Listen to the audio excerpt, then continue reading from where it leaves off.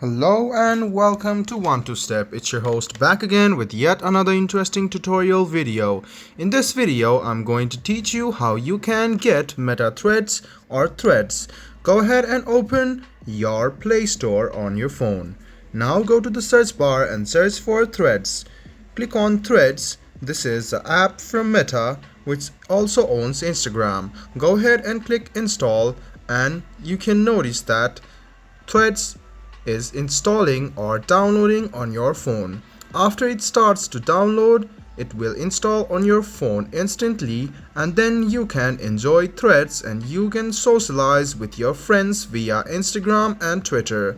So wait for a while and then you can see that threads has been installed.